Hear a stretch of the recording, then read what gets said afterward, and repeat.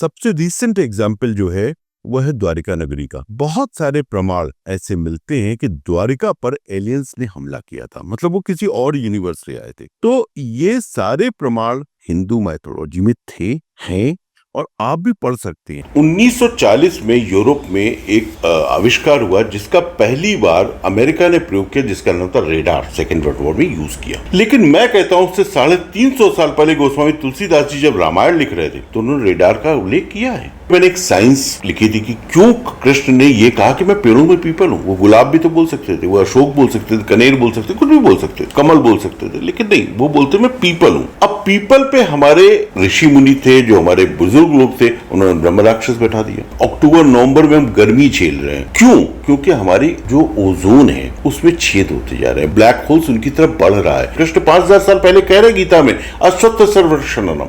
Sunday हो या Monday, देखते रहो सक्सेस फंडे। क्या आप जानते हैं कि सरस्वती जी ब्रह्मा जी की पुत्री थी और उन्होंने अपनी पुत्री से शादी की थी? है ना ये हैरत अंगेज चीज। हमारी हिंदू माइथोलॉजी काफी वास्ट है। अब जैसे आपने एवेंजर्स मूवी में मल्टीवर्स या मल्टी यूनिवर्स का जिक्र सुना होगा या देखा होगा, वैसा ही आप जानते हैं कि एवेंजर्स मूवी से जन्मा या उसका प्रमाण हमारे पुराणों में पहले से ही सदियों से मौजूद था। ठीक वैसे ही सरस्वती जी ब्रह्मा जी की पुत्री थी और उन्होंने दूसरे यूनिवर्स में जाके वहां के ब्रह्मा जी से विवाह किया था। तो है ना ये इंटरेस्टिंग फैक्ट। और ऐसे ही कुछ और इंटरेस्टिंग फैक्ट्स के साथ में आज हमारे साथ में स्पेशल गेस्ट मौजूद हैं, विकास कपूर जी, जो आपको इंडियन माइथोलॉजी के बारे में ऐसे ऐसे फैक्ट्स बताएंगे कि हम और आप दोनों भौचक्के रह जाएंगे। तो स्वागत करते हैं विकास कपूर जी का, जिन्होंने शोभा सोमनाथ की, ओम नमः शिवाय, साईं भक्तों की सच्ची कहानियां, जय माँ वैष्णो देवी और इस तरह के कई और शोज को लिखा है और प्रोड्यूस भी किया है। नमस्कार विकास कपूर जी। हम लोग बात शुरू करते हैं सरस्वती माता से। रवि जी ने ऐसा प्रश्न किया कि क्या सरस्वती ने अपने पिता ब्रह्मा से ब्याह किया था? इसका एक बहुत अच्छा उदाहरण है जिसको सुनते ही हमको सारी चीजें एकदम क्रिस्टल क्लियर हो जाएंगी। गायत्री मंत्र जो सरस्वती माता का है वो कहता है, ओम वाग्देव्यै च विद्महे ब्रह्मपुत्री च धीमहि तन्नो वाणी प्रचोदयात्। मतलब वो ब्रह्मा की पुत्री हैं, पत्नी नहीं है, पुत्री हैं। और उन्होंने इस यूनिवर्स, जिस यूनिवर्स के ब्रह्मा की पुत्री थी, सिर्फ किसी दूसरे यूनिवर्स के ब्रह्मा से ब्याह कर लिया। एवेंजर्स की बात होती है, इसी से कनेक्ट करके मैं आपको समझाने की कोशिश करता हूं कि जो मल्टी यूनिवर्स है, जिसको हम लोग एवेंजर्स को कहते हैं कि साहब इन्होंने बताया हमको, नहीं, एवेंजर्स नहीं होता है। श्रीमद् भागवत महापुराण में एक बहुत सुंदर कथा है। वो कथा भगवान श्री कृष्ण के बड़े भाई बलराम से जुड़ी हुई है, पर इसकी आरंभ जो होता है वो बलराम से नहीं होता है। त्रेता युग के आरंभ और सतयुग के अंत में एक राजा हुए ककुदिमन। ककुदिमन के एक पुत्री थी रेवती। रेवती जब जन्मी तो उसकी हाइट बढ़ती जा रही थी, बढ़ती जा रही थी, बहुत लंबी चौड़ी हो गई।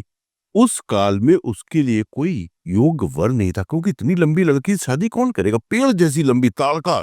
ककुदिमन परेशान हो गए। और वो काल ऐसा था, इस पृथ्वी से स्वर्ग, ब्रह्मलोक, कैलाश, वैकुंठ सब ऐसे ही जा सकते थे। तो एक दिन ककुदिमन बड़े गुस्सा हुए। उन्होंने कहा तो ये जाता है कि जो लड़की पैदा होती है उसका कोई ना कोई वर होता है, मेरी पुत्री का वर ब्रह्मा ने क्यों नहीं लिखा? मैं जाता हूं ब्रह्मा के पास। उन्होंने अपनी पुत्री का हाथ पकड़ा और पहुंच गया ब्रह्मलोक। जिस समय महाराज ककुदिमन अपनी पुत्री रेवती को लेकर ब्रह्मलोक पहुंचे, उस समय वहां गंधर्वों का नाच चल रहा था। उनको रुकना पड़ गया, उनको प्रतीक्षा करनी पड़ी ब्रह्मा की। और जब नाच खत्म हुआ तब ब्रह्मा जी की नजर पड़ी। उन्होंने बोला, महाराज ककुदिमन आइए, पधारिए। तो बोले, महाराज ये क्या आपने किया? आपने मेरी पुत्री दी मुझे और मुझे उसका उसका पति नहीं मिल रहा है, मैं परेशान हो गया हूं। मैं अपनी पुत्री अपने घर में रखूंगा क्या? ब्रह्मा जी हंसने लगे, बोले, नीचे जाओ, पुत्र आ गया होगा। बोले, आ गया होगा मतलब?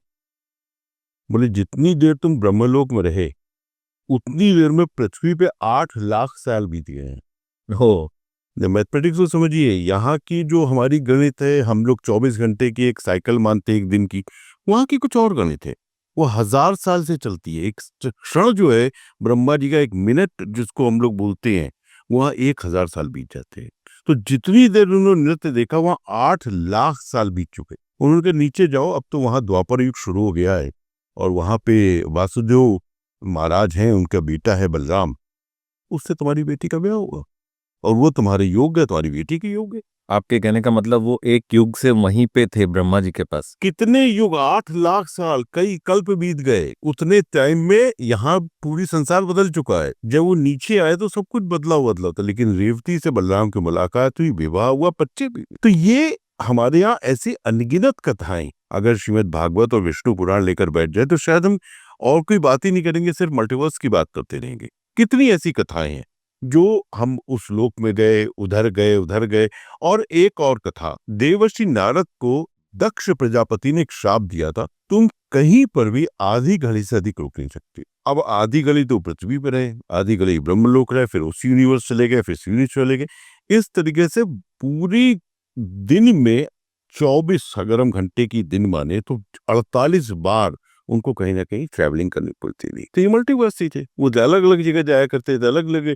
और सबसे रिसेंट एग्जाम्पल जो है वह है द्वारिका नगरी का। बहुत सारे प्रमाण ऐसे मिलते हैं कि द्वारिका पर एलियंस ने हमला किया था, मतलब वो किसी और यूनिवर्स से आए थे। तो ये सारे प्रमाण हिंदू माइथोलॉजी में थे, हैं, और आप भी पढ़ सकते हैं। ये कहना कि ये एवेंजर्स ने क्रिएट कर दिया, यूरोप ने क्रिएट कर दिया, मैं इसका खंडन करता हूं। ये हमारे धर्म पुस्तकों से निकली हुई ज्ञान की बातें। 1940 में यूरोप में एक आविष्कार हुआ जिसका पहली बार अमेरिका ने प्रयोग किया, जिसका नाम था रेडार। अब रेडार एक ऐसी चीज है जिसने पूरे यूनिवर्स, हमारे पृथ्वी को बदल दिया। तूफान आने वाला है, रेडार बता देगा। बारिश तेज आने वाली, रेडार बता देगा। हमले होने वाले, जहाज आने वाला है, हवाई हमला होने वाला है, तुरंत रेडार आपको बताएगा। लेकिन ये आविष्कार का क्रेडिट जाता है रॉबर्टसन साहब। 1940 अमेरिका ने पहली बार वर्ल्ड वॉर में उसको, सेकेंड वर्ल्ड वॉर में यूज किया। लेकिन मैं कहता हूं उससे 350 साल पहले गोस्वामी तुलसीदास जी जब रामायण लिख रहे थे तो उन्होंने रेडार का उल्लेख किया है। और कैसे किया है वो मैं आपको बताता हूं। जब हनुमान जी लंका जाने के लिए निकले तो गोस्वामी जी लिखते हैं कि जब 20 समुद्र में पहुंचे तो एक निश्चर एक सिंधु में रही, करी माया नव के खग गई, जीव जंतु जे गगन उड़ाई, जल विलोक तिनके परछाई। वो क्या करता था, रेडार क्या करता है इसको समझिएगा। वो निश्चर जो था, राक्षस जो था, वो किसी भी पक्षी की छाया को पकड़ लेता था। जैसे ही छाया पकड़ता था वो पक्षी वहां फ्रीज हो जाता था, वो रुक जाता था और उसको जाके खा लेता था। हमारा रेडार जो आज विज्ञान ने, यूरोप ने, अमेरिका ने बनाया है, वो इतना भी विकसित नहीं हुआ है, उसको डेवलपमेंट होने में इतना टाइम लगेगा। वो सिर्फ छाया खींच पाता है, तरंगों की, किसी वे कोई एलिमेंट आ रहा है उसकी तरफ फोटो खींच लेगा, बता देगा। लेकिन वो जो रेडार गोस्वामी तुलसीदास जी का विज्ञान था, वो उसको फ्रीज करना भी जानता था, उसको रोक देना भी जानता था। स्पष्ट रूप से रेडार की ही गतिविधियां हैं कि जब हम किसी छाया को पकड़ सकते हैं, छाया को कैद कर सकते हैं, छाया को रोक सकते हैं, तो वो हमें पता लग जाएगा कि भाई वो वहां से हमला आने वाला है, या बहुत तेज बारिश आने वाली है, या बहुत बड़ा तूफान आने वाला है, सुनामी आने वाली, सब रेडार बताएगा। लेकिन ये क्या करता था, ये सेम चीज उसको, छाया को पकड़ता था, उसको फ्रीज करके खा जाता। उसने हनुमान जी से भी माया की, हनुमान जी ने एक ही मुक्का मारा और उसका काम तमाम कर दिया। तो मैं बार बार बोलता हूं कि जितना कुछ भी ज्ञान हमें पूरे विश्व को विज्ञान के रूप में मिला, वो हिंदू वैज्ञानिक संतों की हमें देन है, हमारे समाज को देन है, हमारे विश्व को देन है, और हमारे इस ब्रह्मांड को देन है। एक मैं किस्सा भी, जब हम लोग बैठे हुए थे तो बात कर रहे थे कि स्वामी दयानंद जी को 1912-1914 के बीच में वेदों का भाष्य लिखना था, और स्वामी जी परेशान थे कि वेदों का भाष्य कैसे लिखे, तो पुस्तक चाहिए, वेद चाहिए। और वेद के लिए कश्मीर से कन्याकुमारी तक भारत भूमि पर उन्होंने ढूंढा, लेकिन उनको वेद नहीं मिले। परेशान हो गए स्वामी जी, निराश होने लगे, लगा संकल्प पूरा ही नहीं हो पाएगा, वेदों का भाष्य नहीं लिख पाऊंगा। तब उन्होंने अपने एक मित्र से इंग्लैंड में प्रार्थना की और उन्होंने कहा भाई मुझे वेद चाहिए, लगता है अंग्रेज सब उठा ले गए। उसने कहा नहीं स्वामी जी आप निराश ना होइए, मैं आपके लिए वेद का प्रबंध करता हूँ। उस आदमी ने इंग्लैंड में, यूरोप में कई जगह ढूंढा, अल्टीमेटली उसको हार्वर्ड यूनिवर्सिटी जर्मनी में वेद की कॉपीज, भारतीय वेद की कॉपीज मिली, हिंदू वेद की कॉपीज मिली, और उन्होंने उस कॉपीज को यहाँ भेजा। उस जमाने में 1912-1914 में सिर्फ हार्वर्ड में उसकी कॉपी करने के लिए उन्होंने 1200 रुपए, मतलब आज की डेट में अगर जोड़ेंगे तो ये कम से कम 12-15 लाख रुपए होंगे और ज्यादा होंगे।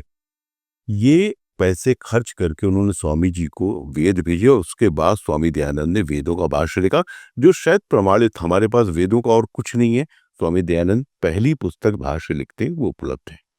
तो कैसे हमारा ज्ञान वहां मिल रहा है, कैसे हमारे ज्ञान की किस तरीके से चोरी हुई, ये सबसे एक वैधानिक, प्रमाणित और डॉक्यूमेंटेड बातें हैं। मुझे तो ऐसा लग रहा है कि आपके इस ज्ञान के सागर में गोते खाते जाऊं और बाहर निकलूं ही ना। मुझे आप एक बात ये बताइए कि जिस वक्त आपने ये करियर की राह चुनने की सोची, उस टाइम पे लोग डॉक्टर, इंजीनियर बन रहे थे और आपने एक अलग ही माइथोलॉजिकल स्टोरी टेलर का पाथ चुना। तो ऐसा क्या था आपके मन में, कि क्या था वो विश्वास? देखिए, मेरा मानना ऐसा है कि बच्चे वही सीखते हैं जो उनके घर से उनको संस्कार मिलते हैं। मैंने अपना जब बचपन की बात करता हूँ, मैं जब 5-6 साल का था, तो मेरी दादी जी थीं और उनको रामायण और महाभारत 2 ऐसे ग्रंथ थे जो पूरे महीने के 15 दिन में, वो 15 दिन रामायण पढ़ती थी, एक बार वाल्मीकि रामायण, एक बार तुलसी रामायण, और लास्ट के 15 दिन वो महाभारत पढ़ती थी। और ये प्रक्रिया मैंने उनको 20 साल देखी। मतलब वो कभी, जब तक जीवित रही, 94 की एज में उनकी मृत्यु हुई, हर महीने 2 बार, एक बार रामायण, एक बार महाभारत पढ़ती थी।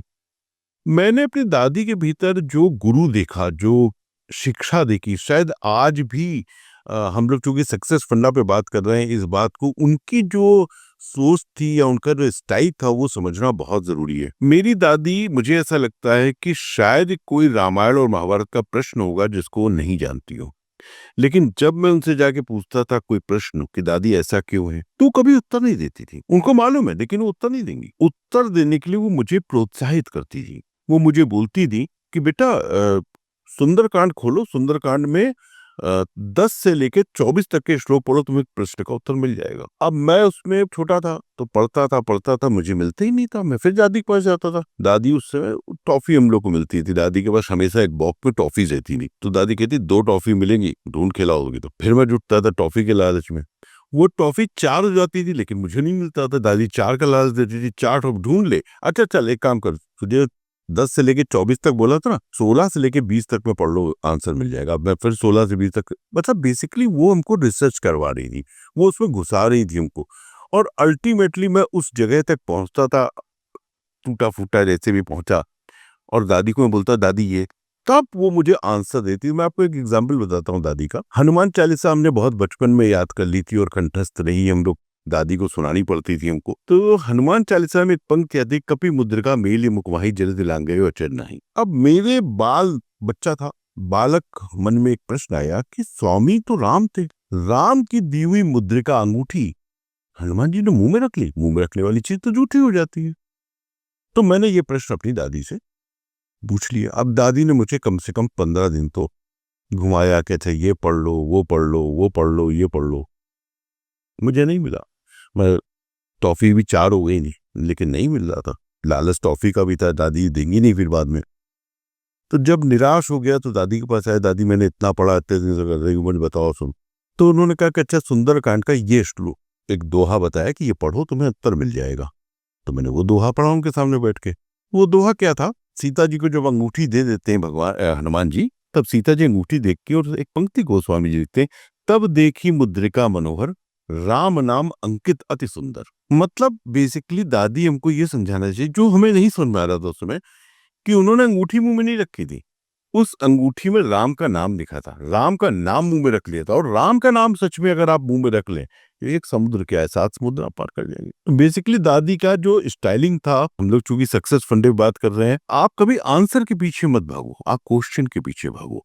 जब तक आप प्रश्न के संग रहोगे, जब तक आप अपने दिमाग में क्वेश्चन मार्क बनाए रहोगे, तब आगे बढ़ते रहो। क्योंकि मेरा ऐसा मानना है कि प्रश्न आरंभ है, उत्तर अंत है। अगर आप प्रश्न करते रहोगे अपने आप से, अपने प्रश्नों को ढूंढते रहोगे, तो आप आगे बढ़ते रहोगे, सक्सेस आपके पीछे आती रहेगी। जिस दिन आपने उत्तर के पीछे भागना शुरू किया कि चलो ये तो शॉर्टकट है, इसका मैथमेटिक्स का है, तो इसका ये कैलकुलेशन किया, कैलकुलेटर खोल के, नहीं भाई, कैलकुलेटर से आपको अभी उत्तर मिल जाएगा, लेकिन जब कैलकुलेटर नहीं हुआ तो क्या करोगे, एग्जाम में क्या करोगे।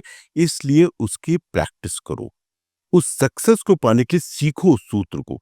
एक बोपदेव करके बहुत बड़े संस्कृत के विद्वान हुए हैं, जिन्होंने बहुत सारी पुस्तकें लिखी हैं, उनको बड़े सम्मान मिले।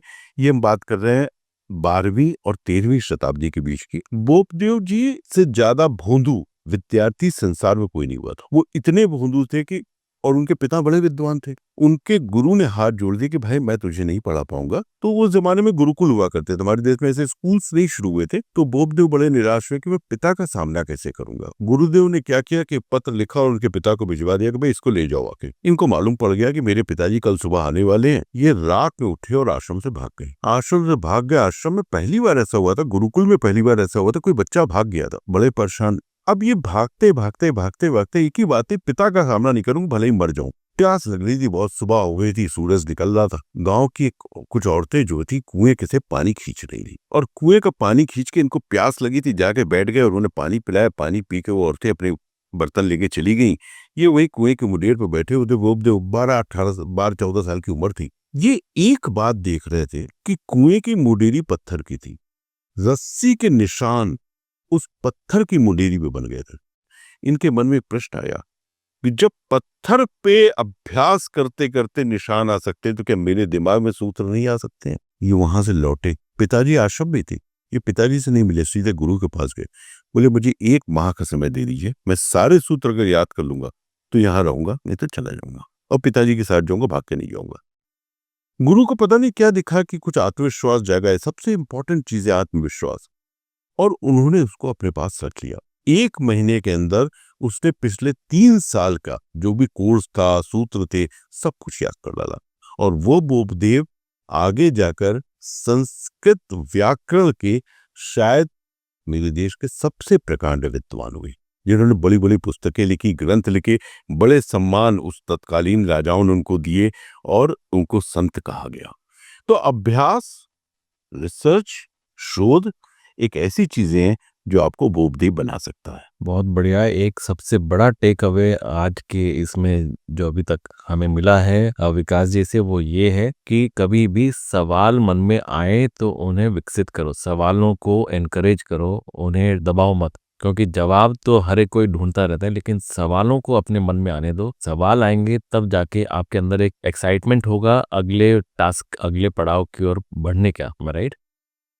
आप माइथोलॉजी की फील्ड में रहे हैं इतने सालों से, क्या आपको एंट्री में कभी कोई दिक्कत आई? आरंभ जो होता है वो हमेशा सरल नहीं होता है। मैं अपने को भाग्यशाली मानता हूँ। मुझे लगता है कि परमात्मा की मेरे ऊपर कुछ असीम अनुकंपा थी। ऐसा भी कहता हूँ कई बार कि मुझे उसने चुन लिया था, मुझे बुला लिया। मैं अपने जीवन में कभी बम्बई नहीं आता, लेकिन मेरा बम्बई आना, फिल्म इंडस्ट्री से जुड़ना, एक कलाकार है नीतीश भारद्वाज जिन्होंने महाभारत में श्री कृष्ण का रोल किया, वो मुझे हठपूर्वक यहाँ ले आए बम्बई। मैं उनके घर में आरंभिक काल में रहा। मैं अपने जीवन में कभी मुंबई नहीं आता। मेरा अच्छा खासा व्यापार था, मैं काफी खुश था। लेकिन डेस्टिनी, आपकी नियति जो है वो आपसे आगे चलती है। आप सोचते कुछ है, होता कुछ है। मैं थिएटर कर रहा था, मेरा अपना ग्रुप था, बिजनेस कर रहा था, परिवार था, सब कुछ था। मुझे ऐसा लगता है कि शायद ऊपर वाले ने, परमात्मा ने मुझे चुना कि तुम्हें यहाँ आके मेरे लिए कुछ काम करने हैं। और मैं जब यहाँ आया तो लाने वाले थे श्री नीतीश भारद्वाज, जो महाभारत में श्री कृष्ण का भूमिका जिन्होंने निभाई थी। वो उन दिनों एक शो बना रहे थे गीता रहस्य। अब गीता रहस्य के ऊपर सेम टाइम मैं काफी आर्टिकल्स लिख रहा था, गीता का वैज्ञानिकीकरण। मेरा एक आर्टिकल उन्होंने जो पढ़ा था वो था अश्वत्थ सर्वक्षणानाम देवर्षि नारदच्या। भगवान कृष्ण पीपल के विषय में कहते हैं कि मैं पेड़ों में पीपल हूँ। तो उसके ऊपर मैंने एक साइंस लिखी थी कि क्यों कृष्ण ने ये कहा कि मैं पेड़ों में पीपल हूँ। वो गुलाब भी तो बोल सकते थे, वो अशोक बोल सकते थे, कनेर बोल सकते, कुछ भी बोल सकते, कमल बोल सकते थे, लेकिन नहीं, वो बोलते मैं पीपल हूँ। अब पीपल पे हमारे जो ऋषि मुनि थे, जो हमारे बुजुर्ग लोग थे, उन्होंने ब्रह्म राक्षस बैठा दिया। कारण क्या था? मैं उलझ गया कि यार वही दादी ने सिखाया था, घुस जाओ अंदर, पढ़ो। तो मैंने काफी दिन पढ़ा और मैंने पाया कि ये अकेला एक ऐसा पेड़ है जो 24 घंटे प्राणवायु देता है, ऑक्सीजन देता है। एक पीपल का पेड़ आपकी अगर कॉलोनी में लगा दिया जाए तो पूरी कॉलोनी के लिए वो एक तरीके से भट्टी है ऑक्सीजन की। पूरे ऑक्सीजन कमी हो सकती है। आज जो हम लोग ओजोन में सुनते हैं कि रोज छेद हो गए, हमारा पर्यावरण बिगड़ रहा है, बहुत सारी प्रॉब्लम्स हो रही हैं, हमारे मौसम कितने बदल रहे हैं। आज अक्टूबर नवंबर में हम गर्मी झेल रहे हैं। क्यों? क्योंकि हमारी जो ओजोन है उसमें छेद होते जा रहे हैं, ब्लैक होल्स उनकी तरफ बढ़ रहा है।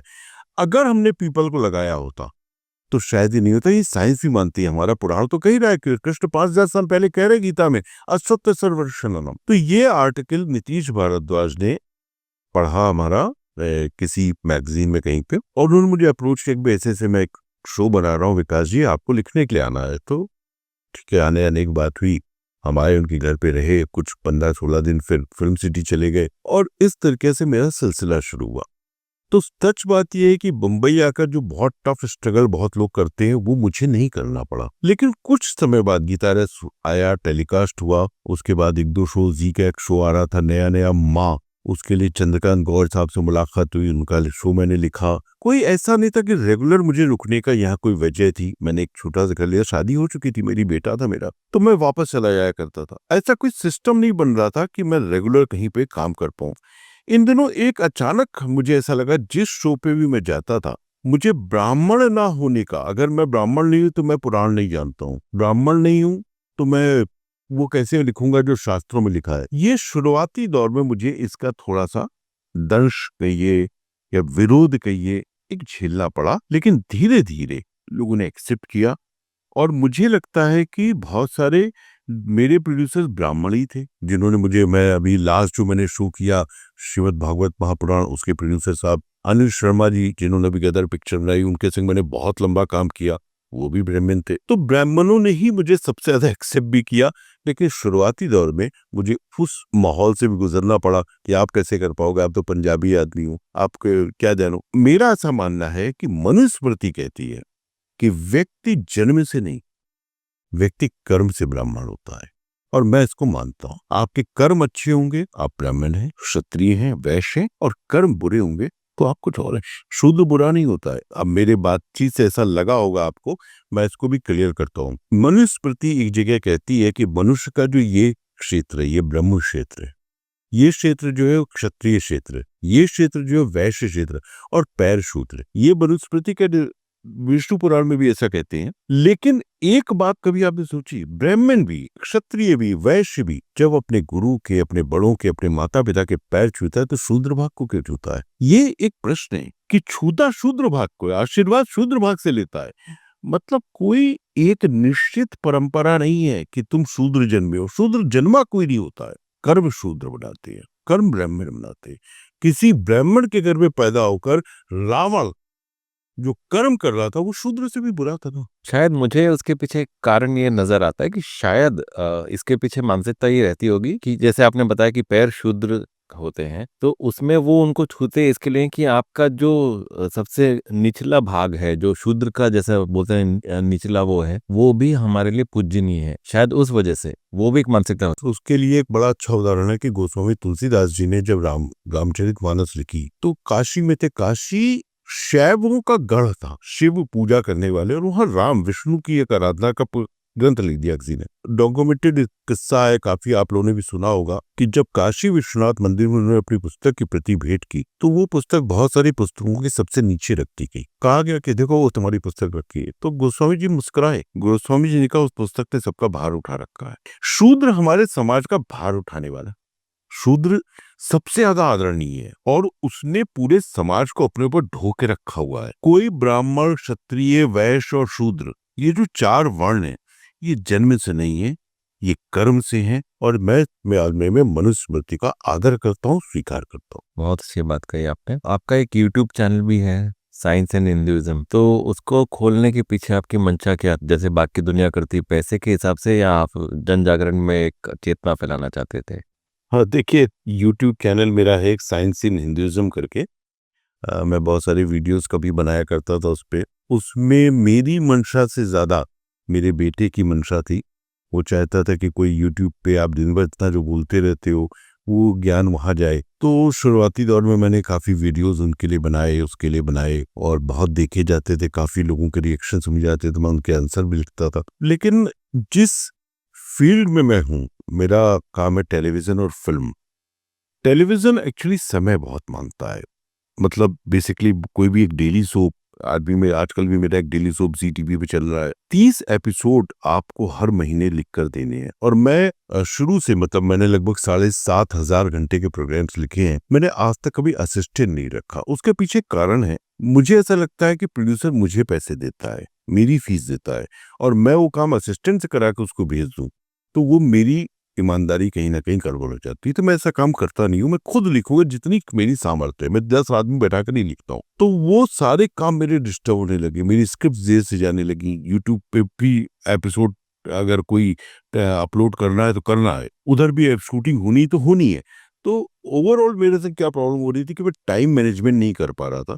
इसलिए फिर मैंने उसको धीरे धीरे धीरे धीरे करके अ, बंद ही कर दिया। मैंने कहा नहीं यार, मुझसे नहीं हुआ, क्योंकि मेरी जो रिस्पॉन्सिबिलिटी जिसके लिए मैं कानपुर से इस शहर में आया हूँ, लोगों के संग काम कर रहा हूँ, जो मेरे ऊपर ट्रस्ट करते हैं, जो मेरे ऊपर पैसे खर्च करते हैं, उनको मैं अगर बोलूँ कि नहीं आज स्क्रिप्ट नहीं आएगी कल आएगी, तो वो मेरे संग ईमानदारी मेरी खराब हो गई। इसलिए मैंने उसको फिर धीरे धीरे छोड़ दिया। आपके कई सारे शोज मैंने देखे हैं कि आपने अधिकतर साईं बाबा पे बनाए। एक तो साईं बाबा पे फिल्म पे आपको नेशनल अवार्ड भी मिला है। क्या कारण कि आप साईं भक्ति है या कुछ और कारण है उसके पीछे कि आपने साईं बाबा पे बहुत सारा कंटेंट बनाया है? देखिए, मैं आपको इसके लिए किस्सा सुनाता हूँ। मैंने अपनी किताब साईं की आत्मकथा लिखी, और इस किताब में भी इस किस्से को मैंने बहुत अच्छा लिखा है।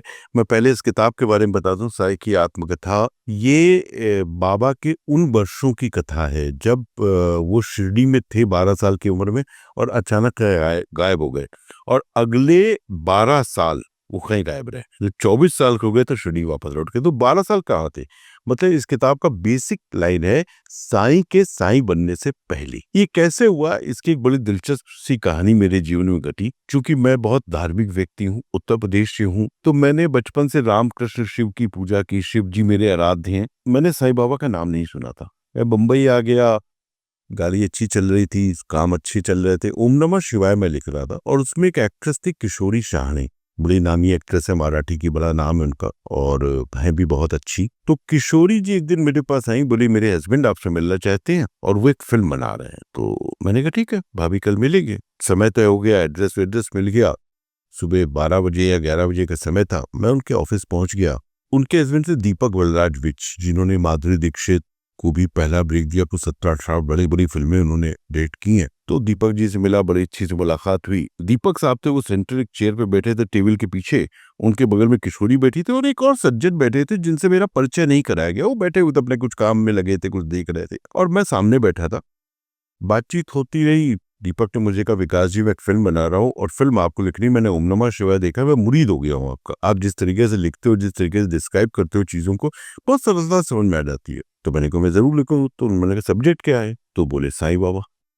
तो मैंने दीपक यार मैं नहीं लिख पाऊंगा, क्योंकि मैंने साईं बाबा पे स्टडी नहीं किया। मैं उत्तर प्रदेश का रहने वाला हूँ, मैं नहीं जानता हूँ। मैं एक बार हार्डली उस समय शिरडी गया था किसी दोस्त के साथ। दीपक ने मुझे बोला कि अगर आपको पैसे की बात लग रही तो हम पैसे की डिस्कस कर सकते हैं। मैंने पैसे का विषय नहीं है, पैसा तो मैं लूंगा, लेकिन पहले मैं उस विषय को लिख पाऊंगा ये जानूंगा ना। तो दीपक ने थोड़ी देर समझाया। किशोरी ने बोला अरे विकास, मैंने नहीं, मुझसे होगा नहीं, आप एक काम करो, किसी और को देख लो। मैं करके उठा और दरवाजे की तरफ बढ़ने लगा। अब ये सज्जन जो तीसरी कुर्सी में बैठे हुए थे, ये अब तक इन्होंने आंख उठा के भी मुझे देखा नहीं था।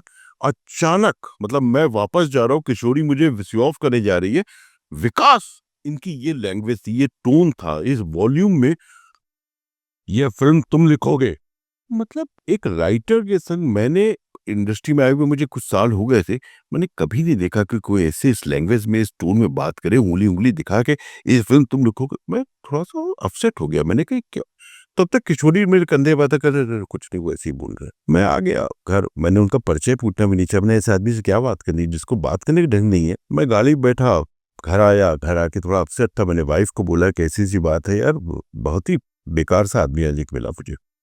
खैर को नहीं, मेरी लाइफ स्टाइल कैसी है, मैं पिछले 30-35 सालों से सुबह 5-6 बजे सोता हूँ। रात भर कोई रिसर्च करूंगा, कुछ लिखूंगा, कहानियां लिखूंगा या एपिसोड्स लिखूंगा जो टेलीकास्ट शोज चल रहे हैं। तो उस दिन भी ऐसा हुआ कि मुझे 2:30-3 बजे लगभग काफी जोर से नींद आने लगी। सो गया, और 4-4:15 बजे का वक्त होगा, मैं एक सपना देख रहा हूँ। सपना ये है कि मेरे घर के हॉल में, जहां मैं रहता हूँ, उस घर के हॉल में बाबा, साईं बाबा, एक हाथ से अपनी कफनी पकड़े, दूसरे हाथ में अपना सटका, और मेरे हॉल में उसको दौड़ा रहे हैं।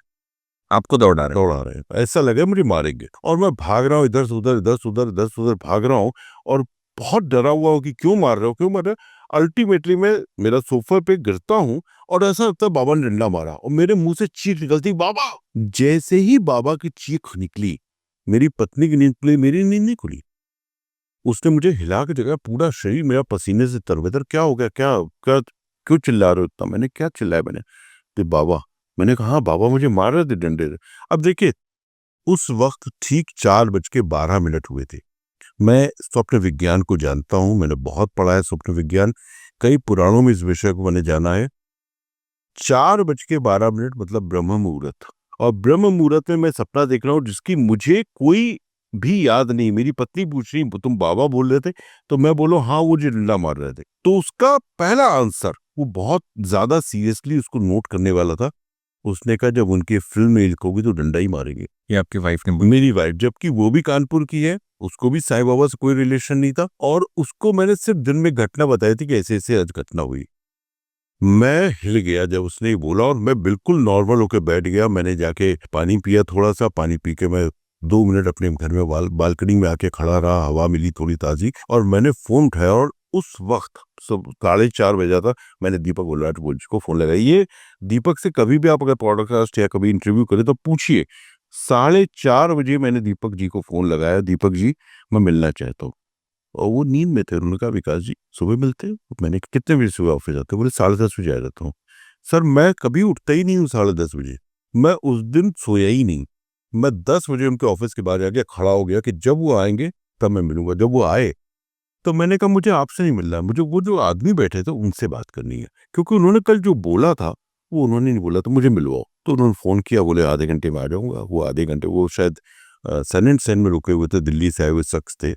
आके बैठे तो मैंने उनसे पूछा कि भाई आपका नाम क्या है? तो बोले मेरा नाम औशिम खेत्रपाल है। मैंने सर एक बात है, कल जो आपने ऐसे मुझे बोला था विकास से फिल्म तुम लिखोगे, किशोरी शाहणे जी, दीपक गुलराज जी दोनों विटनेस हैं। वो आदमी कहता है मैंने आपसे ऐसी बोली नहीं।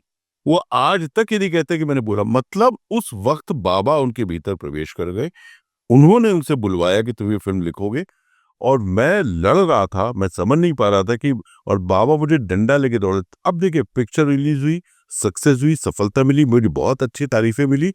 उसके बाद उसको प्रेसिडेंट अवार्ड मिला, राष्ट्रीय एकता पुरस्कार, जो आज तक से मदर टेरेसा को मिला है। वो पुरस्कार उस फिल्म को मिला, राष्ट्रपति जी ने स्वयं पुरस्कार दिया। तब मुझे समझ में आ रहा है कि बाबा क्या कह रहे थे। बाबा कह रहे थे मैं तुम्हें सम्मान देना चाहता हूँ, मैं तुम्हें मान देना चाहता हूँ, और तुम मान नहीं रहे तो डंडे पड़ेंगे तुम्हारे।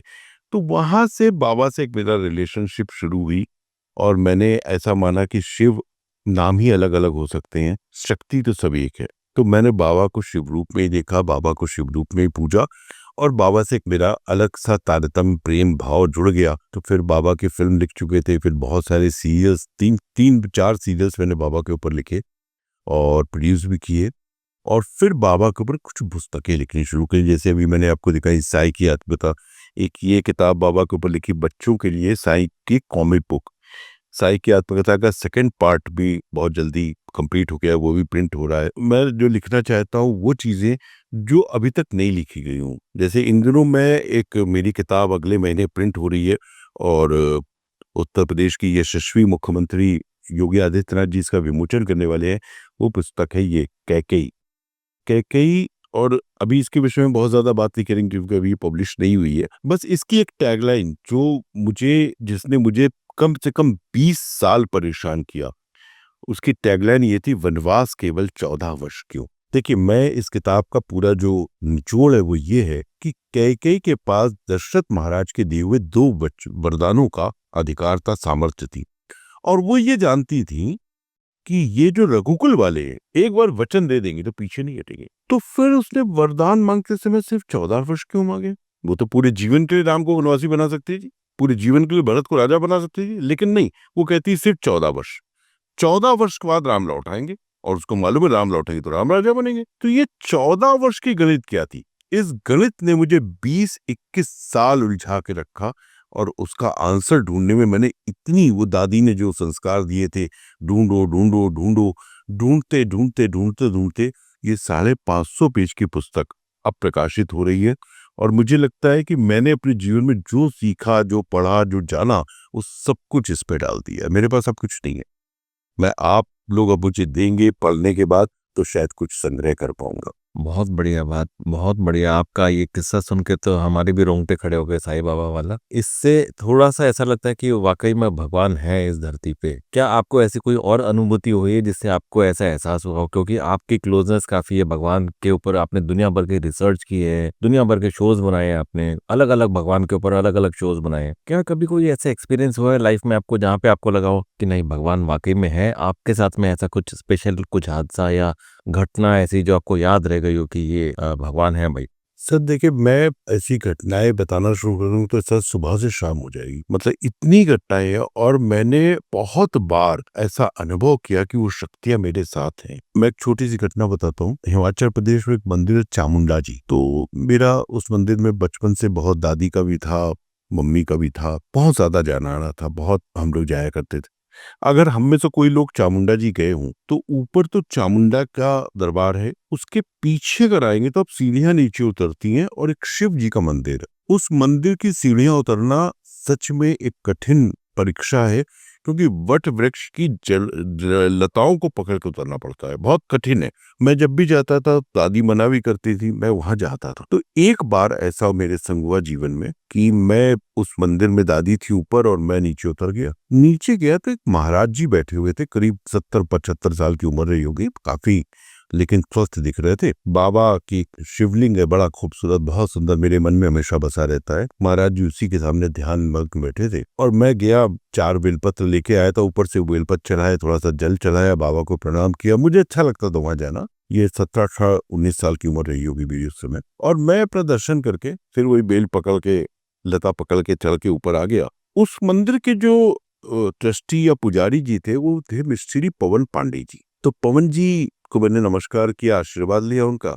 जैसे ही मैं सीढ़ी चढ़ने लगा तो वो जो महाराज जी बैठे हुए थे उन्होंने बोला ठहरना अभी। तो मैं समझा नहीं, मुझे बोल रहे हैं, मुझे क्यों बोले, और वहां कोई था नहीं, मैं ही 2 लोग थे। तो मैं ऊपर आया, पवन जी बैठे थे, पवन जी के पैर छुए, प्रसाद लिया, बातचीत करते हुए। पवन जी को अचानक कुछ काम आया, वो ऑफिस में चले गए। तब तक वो महाराज जी भी ऊपर आए और बुजुर्ग थे काफी, सफेद दाढ़ी और ये वो सब, और उन्होंने मुझे सिर्फ एक ऐसे लुक दिया, आओ मेरे साथ। अब मैं उनके पीछे पीछे पीछे पीछे पीछे चल दिया। मुझे दादी की चिंता नहीं, दादी मंदिर में इंतजार कर रही हूँ, पता नहीं क्यों ऐसे माया थी कि सम्मोहन था, क्या था। मैं उनके पीछे पीछे चला गया। कुछ दूर जाके चामुंडा के पास एक शमशान है, तो शमशान के को क्रॉस करते एक छोटी सी झोपड़ी थी, उसके अंदर वो मुझे ले गए और ले जाने के बाद एक चटाई बिछी हुई थी जमीन पे, उस पे बैठ गए और उनका बैठ जाओ। तो मैं एक यंत्र जैसा, जैसा मशीनरी होती वैसा बैठ गया उनके सामने। उन्होंने चटाई के अंदर ऐसे ऐसे कुछ किया और 9-10 पेजेस मुझी तरफ बढ़ाए, बोले पढ़ लो इसको। कुछ बोल नहीं रहे हो तब पढ़ लो। तो मैंने पेजेस लेके पलटने शुरू किए तो वो प्राकृत और संस्कृत में था। संस्कृत तो मैं पढ़ लेता हूँ, प्राकृत में नहीं पढ़ सकता था। तो वो फिर वैसे ही देखते रहे मुझे कि पढ़ तो रहा है, कुछ छोड़ रहा है, क्या कर रहा है, मुझे पढ़ नहीं रहे हो क्या? तो मैंने कहा वो प्राकृत में लिखा हुआ, मुझे समझ नहीं आता क्या लिखा है। संस्कृत मैंने पढ़ लिया, बोले क्या लिखा है मुझे तो मैंने उनको दिया और उन्होंने फटफट फटफट फटफट फटफट बोलना शुरू कर दिया क्या प्राकृत में लिखा था, और मैं सुन रहा हूँ, सिर्फ सुन रहा हूँ कुछ। तो जैसे हो गया पूरा, बोले अब इसको आप पढ़ो। फिर उन्होंने कागज मेरी तरफ बढ़ा दिया। अब मैं पढ़ रहा हूँ और जैसे ही पढ़ना शुरू किया तो उन्होंने बोला सुनो, ये कागज एक बार पढ़ लेना और फिर ये चटाई के नीचे रख के चले जाना। मैं आश्चर्यचकित, कैसे वो बात कर रहे थे, क्या उनका स्टाइल था बात करने का। मैंने कागज फट पढ़े, 2 बार 3 बार पढ़ लिया और पढ़ने के बाद जितना समझ पाया समझा। मन में तो आया कागज बड़ा इंटरेस्टिंग लिखा हुआ था उसमें, कुछ मैं बताऊंगा क्या लिखा था वो, तो मन में आया इसको चुरा लूं। तो एक बार तो सच बोल रहा हूँ कि उठ गया हाथ में लेके, वो ध्यान में थे, उनको पता नहीं मैं क्या कर रहा हूँ। फिर मैंने कहा नहीं ये गलत होगा और मेरा ऐसा संस्कार नहीं है। तो मैंने धीरे से वो नीचे रखे, उनको प्रणाम किया, दंडवत सर झुका के उनके पैरों में जाके अपना रक्षा रखा, क्योंकि जो ज्ञान उन्होंने मुझे दिया था वो अलौकिक ज्ञान था। मैं वापस आया, दादी देखा मंदिर में नहीं।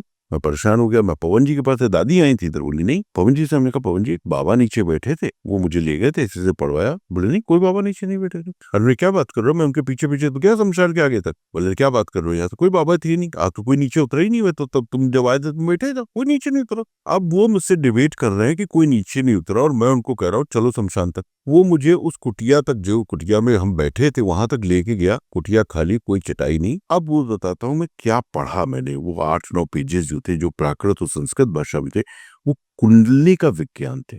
कुंडली कैसे वर्क करती है, कैसे जगाई जा सकती है, ये वो 9 पन्नों में मैंने पढ़ा। उस जगह बैठ के बाबा ने मुझे एक बार पढ़ के समझाया, फिर मैंने उसको 2-3 बार पढ़ा। उसके ऊपर फिर बहुत देर मैं काफी काम करता रहा, शोध करता रहा। पतंजलि महाराज का जो कुंडली विज्ञान है वो पढ़ा, रामायण, वाल्मीकि रामायण में कुंडली के ऊपर काफी कुछ काम हुआ है, वो पढ़ा। सच में समझ में नहीं आता था, क्योंकि कुंडली बहुत कठिन विषय है। लेकिन धीरे धीरे चीजें समझ में आनी शुरू हुई, और मैंने ये 2 पुस्तकें शिव योग कुंडली जागरण के नाम से लिखी, प्रकाशित हुई। और इसका जो सबसे बड़ा अवार्ड मुझे मिला, भारत के एक बड़े साहित्यकार हैं जिनको बड़े बड़े पुरस्कार मिले, जिनकी बहुत बड़ी बड़ी नामी किताबें हैं, जिनका नाम है डॉक्टर शरद पगारे। अभी कुछ दिनों पहले उनका मृत्यु हुई। डॉक्टर शरद पगारे ने मेरी किताब पढ़ी, कहीं से खरीद के, देख के, और उन्होंने मुझे एक पत्र लिख के भेजा। मेरा कोई परिचय नहीं था उनसे। पिछले 60 सालों से मैं इस कुंडली विद्या को जानना चाहता था, लेकिन नहीं जान पा रहा था। पतंजलि महाराज ने इतना कठिन लिखा है कि मेरे समझ में नहीं आता था। लेकिन आपकी पुस्तक शिव योग कुंडली जागरण पढ़ने के बाद मुझे एक किताब पढ़ के खत्म करते करते समझ में आ गया कुंडली है क्या। तो ये शायद मेरे लिए बहुत बड़ा अवार्ड था। फिर मैंने उनसे रिक्वेस्ट की, साईं की आत्मकथा मेरी प्रकाशित हो रही थी, तो मैंने उनसे ही निवेदन किया कि आप इसका भूमिका लिख दीजिए। और उन्होंने इसकी भूमिका में बाकी बातें तो लिखी, लेकिन कुंडली के लिए लिखा वो मैं आपको थोड़ा पढ़ के सुनाता हूँ। महर्षि पतंजलि की योग शास्त्र में कुंडली को जीवंत करने की प्रक्रिया अत्यंत जटिल है। वो सर्वसाधक और हर एक की समझ में आने वाली नहीं। उस जटिल क्रिया को सर्वथा नवीन दृष्टिकोण के साथ विकास जी साईं प्रभु की कृपा से सरलतम शब्दों में परिभाषित करने में सफल हुए, वरना ये उनके बस की बात नहीं थी। मतलब ये डॉक्यूमेंटेड शरद पगारे जी ऐसे साहित्यकार, कथाकार ने लिखा, और ये मेरे लिए बहुत बड़ा अवार्ड था, क्योंकि बहुत सीनियर आदमी थे वो, बहुत बड़े बड़े ग्रंथ उन्होंने लिखे। ऐसा अनुभूति जो वो मुझे बाबा मिले थे, ऐसी बहुत सारी अनुभूतियां मुझे जीवन में हुई। ऐसे लोग मिले मुझे जीवन में जिन्होंने मुझे मार्गदर्शन दिया। मैं समझता हूँ कि शायद मेरी दादी का, मेरी माता जी का, पिताजी का जो आशीर्वाद, संस्कार परिवार में थे, साक्षात भगवान को देखना एक जीवन की घटना है। उस समय मैं 24 साल का रहा होऊंगा। मैं कानपुर में यूनिवर्सिटी, चंद्रशेखर आजाद कृषि विश्वविद्यालय, तो उसमें एज कल्चरल कोऑर्डिनेटर मैंने ज्वाइन कर लिया था। बच्चों को थिएटर, एक्टिंग, कल्चरल एक्टिविटीज सिखाया करता था। यूनिवर्सिटी का एक यूथ फेस्टिवल हो रहा था पटियाला में, और हमारी यूनिवर्सिटी की टीम भी जाने वाली थी। ये वो समय था जब पंजाब में आतंकवाद पागलों की तरह चल रहा था। फिर भी यूनिवर्सिटी में तो कोई दिक्कत नहीं, यूनिवर्सिटी कैंपसेस होते हैं, उसमें हमारे फंक्शन होंगे, तो पूरी टीम तैयार हो गई। पहले एक ज्ञानदेव अग्निहोत्री साहब, बड़े बड़े राइटर हुए हैं, उनका एक नाटक था दंगा, वो बच्चों से तैयार कराया। ऐसे आज शाम को 7 बजे हम लोग को घर से निकलना है, तो कॉलेज की बस आई हमको घर पे लेने। हमारे DSW साहब, doctor DC Kulshreshtha, doctor YK Mathur, बहुत सारे लोग थे जो मेरे घर पे आए थे कि चलो भाई तुम भी चलो। तो हमारा तय था ये प्रोग्राम, हमें जाने तक। I am director of the show. मैं बाबूजी के पास गया पैर छूने के लिए, पहले पिताजी के पास। मेरे पिताजी ऐसे व्यक्ति जिन्होंने जीवन में मुझे कभी किसी काम से रोका नहीं। जो करना है करो, जो तुम्हें अच्छा लगता है वो करो, मेरी ऊपर से कोई बंदिश नहीं है। जैसे पैर छू के उठा, बोले कहाँ जा रहे हो? मैंने पटियाला। मत जाओ। मैं तुम क्या हो, आप नहीं जाओगे। मैंने बाबूजी सब लोग बाहर है, हाँ उनको भी मना करो। तो मैंने DSW साहब को थोड़े से जितनी जिरह कर सकते थे पिताजी से उतनी की कि भाई मुझे जाना जरूरी है। उन्हें आप नहीं जाओगे। DSW साहब को बुला लिया अंदर। DSW साहब आए। आने के बाद उन्होंने बोले बाबूजी ऐसी ऐसी बात। बोले नहीं आप लोग भी मत जाओ, ये तो नहीं जाएगा। मतलब यंग हो गया था, 24-25 साल की, कहीं नौकरी करता हूँ, नौकरी जाना है तो जाना है, बट उन्होंने नौकरी छोड़ दो। यहाँ तक आ गए। और पिताजी कभी किसी विषय में मुझसे नहीं बोले। मैं जीवन भर जो करता रहा, पिताजी का पूरा वरद था। माँ आ गई, माँ ने कहा, समझाया, बोले नहीं ये नहीं जाएगा। एक हट साध लिया उन्होंने, और अल्टीमेटली DSW साहब, हमारे जो कुलश्रेष्ठ साहब थे, उनका विकास जी आप मत जाओ, क्यों बाबूजी को पता नहीं क्या मन है, हम लोग तो जा रहे हैं। बस चली गई। मैं थोड़ा अपसेट रहा, मैंने खाना भी नहीं खाया। माँ ने थोड़ा खिला विला दिया बाद में। अगले दिन हमारा एक माइम कंपटीशन था जिसमें हमारी यूनिवर्सिटी को फर्स्ट प्राइज मिला। मुझे और गुस्सा कि यार मैं था नहीं, मेरा चीज को फर्स्ट प्राइज मिल रहा है। बाबूजी कुछ नहीं सुन रहे। उस रात करीब 3:15 बजे मम्मी के कमरे में मेरे फोन रहता था। उस समय मोबाइल नहीं आया था, तो लैंडलाइन फोन था। मम्मी के फोन आया और हमारी यूनिवर्सिटी के वाइस चांसलर फोन कर रहे हैं माँ को कि Mrs Kapoor I am very sorry, Vikas ji नहीं रहे, विकास नहीं रहे। हम एकदम शॉक्ड, क्या बोल रहे हैं आप? मैं शमशाद अहमद बोल रहा हूँ, कुलपति CS आजाद यूनिवर्सिटी का। विकास जी की डेथ हो गई, वहां पे आतंकवादी हमला हुआ है और मैं बगल कमरे में सो रहा हूँ। तो मम्मी पागल की तरह, कौन ऐसे पटक दिया, VC हो चाहे कोई हो, वो जाके मुझे देखा, मैं तो सो रहा हूँ, तो उन्होंने जगाया मुझे, तुम्हारे VC का फोन ऐसे बोल रहा है। मैं भागता हुआ, फोन है हमने, हेलो सर विकास बोल रहा हूँ। अरे तुम गए नहीं थे? मैंने, नहीं सर मैं नहीं गया था। तुम जल्दी यूनिवर्सिटी आओ। मैंने, हुआ क्या है? बोले वहाँ कोई बच्चा नहीं। यूनिवर्सिटी पहुंचे तो पता लगा कि कुरुक्षेत्र यूनिवर्सिटी के 9 लड़के और हमारी यूनिवर्सिटी के 11 लड़के आतंकवादियों ने हमला करके कमरे में घुस के मारा है। बाप रे। मैं तो मतलब रो रहा हूँ, सब मैं बता रहा हूँ आपको कि मेरे पिता, ये देखिए हालत, मेरे पिताजी, मैं पैर पकड़ के रो रहा हूँ पिताजी के, और बाबूजी बोले मैं भी चलूंगा, तो गाड़ी निकाली, तो उनको लेके कुलपति साहब के पास गए। कुलपति साहब के पास गए, उन्होंने कहा हम लोग को पटियाला चलना पड़ेगा, सबकी बॉडीज जानी है। फिर 9 लोगों का एक ट्रुप विथ फोर्स, यहाँ की जो फोर्स थी हमारी यूपी की, वो हमारे संग गई। हम लोग उनकी डेड बॉडीज लेके आए। जो एक लड़का था उसमें हरीश शर्मा, जिसको उस दिन अवार्ड मिला था, चंद्रशेखर आजाद, वही बिल्कुल बॉडी थी उसकी, उसको 197 बुलेट मारी थी उन्होंने। मतलब हमने ताबूत में रख के उसको संस्कार किया, उसकी बॉडी जहां से उठाते थे वो जाती। तो अब ये, इसको क्या कहेंगे आप? ये मैं नहीं जानता हूं, मेरे पास शब्द नहीं, मैं शब्द ब्रह्म का उपासक हूं, मेरे पास शब्द नहीं कि पिताजी को 48 घंटे पहले कैसे मालूम पड़ा कि वहां कुछ होने वाला है। तो कोई परमात्मा है। रवि जी पूछ रहे हैं कि क्या परमात्मा है? हाँ परमात्मा है, उस परमात्मा ने आगे रोका नहीं, इसको तो आगे कुछ काम कराने मुझे इसको अभी रोक रहा है, ये नहीं जाएगा। नहीं गया मैं, और ये डॉक्यूमेंटेड, कितने अखबारों में मेरे इंटरव्यू वगैरह, मेरी वेबसाइट पे जाएंगे, ये सारे इंटरव्यूज आपको मिलेंगे। पिता की वजह से मिला जीवन दान। मतलब वो बच्चे ऐसे थे, क्या होते क्या बनते, आतंकवाद की भेंट चढ़ गए, ये पागलपन की भेंट। 24-25 साल के हो? नहीं नहीं, 19 20 21 22। ओह। हाँ, कॉलेज गोइंग स्टूडेंट्स, बच्चे इतने प्यारे, उनके संग मैंने इतनी मेहनत की थी, इतने अच्छे उदय, अच्छे परिवारों के बच्चे थे, सब खत्म। सिर्फ आतंकवाद, क्या मिला? अगर हम रामायण महाभारत की यानी रामचरितमानस या श्रीमद् भागवत की बात करें, इन सबसे परे अक्सर हमने देखा है कि जैसे 5 पांडवों में नकुल सहदेव एक ऐसे थे जिनका उल्लेख इतना नहीं आता जितना कि युधिष्ठिर, अर्जुन और भीम का आता है। या हम सुग्रीव और बाली की बात करें तो उसमें ये कहा जाता है कि सुग्रीव इतने बलशाली नहीं थे जितने कि बाली थे। या इसी तरह से राम, भरत, शत्रुघ्न की हम बात करें, लक्ष्मण की बात करें, तो शत्रुघ्न का जिक्र इतना नहीं आता जितना कि बाकियों का आता है। तो आपके हिसाब से क्या लगता है कि ऐसा क्यों होता होगा? भाइयों के बीच में कंपैरिजन क्या होता होगा जिससे एक भाई ने अच्छा किया और दूसरे भाई ने इतना नहीं कर पाया, या क्या डिफरेंस था दोनों में? अभी कुछ देर पहले हम लोग कुंडली की बात कर रहे हैं, आपके प्रश्न का जो उत्तर है वो कुंडली में है। कुंडली से पहले मैं आपको भगवान शंकराचार्य जी की कुछ बातें बताऊंगा, और आपको समझ में आएगा। 5 पांडव थे, नकुल और सहदेव, उसमें थोड़े से वीकर दिखते थे जितने युधिष्ठिर या फिर भीम या फिर अर्जुन थे। या फिर 4 भाई थे राम के। लक्ष्मण का तो बहुत बड़ा चरित्र है, भरत का भी चरित्र काफी बड़ा, त्याग है। शत्रुघ्न कहीं वीक दिखता है, क्यों ऐसा? वीक दिखता है या जिक्र कम आता है? जिक्र कम आता है। देखिए इसके पीछे जिक्र तब आएगा आपका जब आप कुछ करोगे। शत्रुघ्न ने बहुत काम किया, शत्रुघ्न 14 साल तक आसन पर नहीं बैठे, वो चलिए उसका जिक्र नहीं हुआ।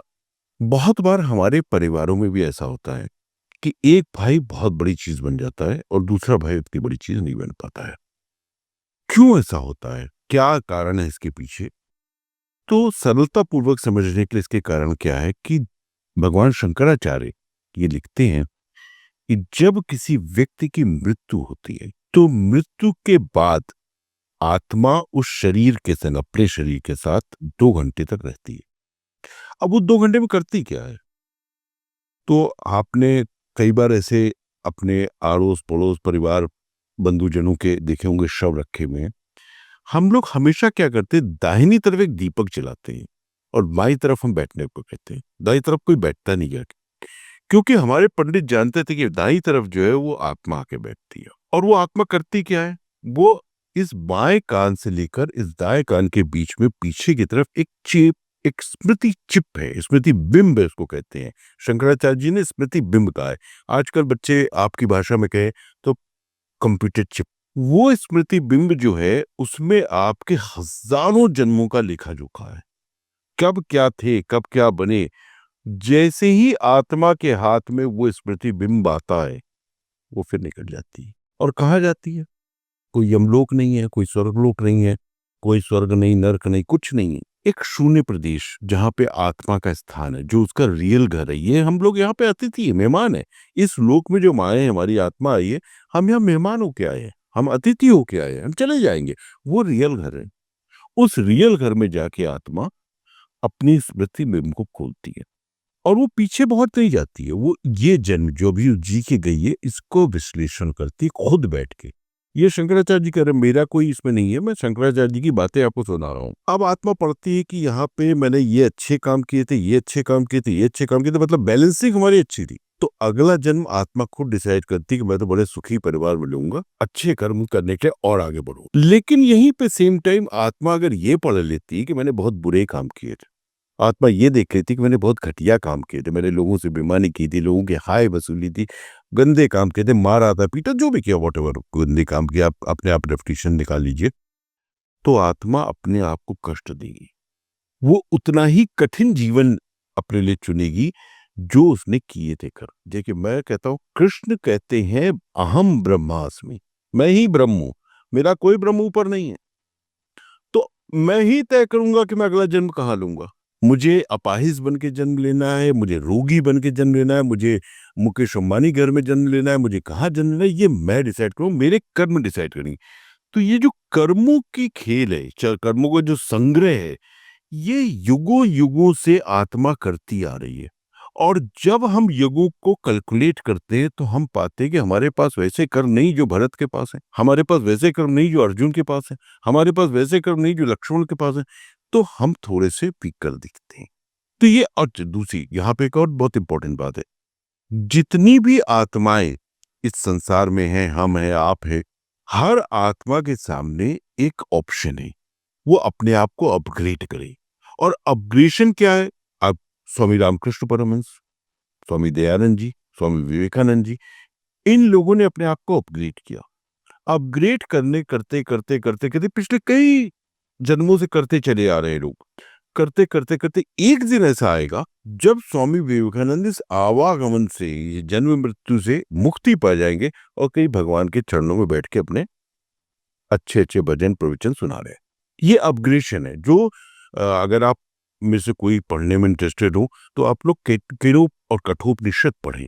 कठोपनिषद में इस आत्मा की जर्नी के बारे में काफी विस्तार से बताया गया है। बहुत लोग कहते हैं, मैं मामले में थोड़ा अलबेला दीवाना आदमी हूं, मैं तो कहता हूं साहब, मैं तो 100 जन्म, 1000 जन्म, 1 लाख जन्म भी मिले तो मुझे विकास कपूर के जन्म देना। मैं इसी जन्म में बड़ा खुश हूं, संतुष्ट हूं, मुझे नहीं चाहिए कोई और जन्म। भगवान तो मेरे पास इस जन्म में मेरे साथ हैं, मैं तो हर एक में भगवान को देख के काम कर लेता हूँ। एक बड़ी सुंदर बात थी जो मैं आप लोगों के संग शेयर करना चाहता हूँ। कुछ वर्ष पहले मेरे पास टाइम्स ऑफ इंडिया से कुछ रिपोर्टर्स आए, वो मेरा इंटरव्यू करना चाहते थे। तो इंटरव्यू हो गया, तो लड़की थी, उसने कहा, विकास जी, आज आपसे जो बात की है, अपने जीवन में ऐसी बातें किसी से नहीं हुई, बहुत ऐसा लगा जैसे पूरी मन की भूख समाप्त हो गई। तो मैंने कहा फिर ठीक है, अब बात हो गई तो मिलते रहेंगे। ऐसे बातचीत हुई तो वो जाते जाते मुझे बोलती है कि विकास जी, मैं कल आपको एक ऐसा टाइटल दूंगी कि आप जीवन में याद रखेंगे। तो मैंने कहा ऐसा क्यों? बोले, मैं भी आपकी बातें जीवन में याद करने जा रही हूँ। मजाक में बोल के चली गई। अगले दिन सुबह मैंने टाइम्स ऑफ इंडिया खोला तो मेरा एक इंटरव्यू छपा हुआ था और उसने मुझे एक टाइटल दिया जो सच में मैं उसको जीवन में याद रखता हूँ, गॉड्स ओन राइटर। ओह, वो टाइम्स ऑफ इंडिया ने उसके बाद में फिर नवभारत टाइम्स ने भी उसको छापा, उन्होंने लिखा, भगवान के अपने लेखक, अलग अलग लोगों ने लिखा। लेकिन वो जो लड़की मुझे दे गई, मैं उसको हमेशा याद करता हूँ और वो शायद मुझे याद करती हुई।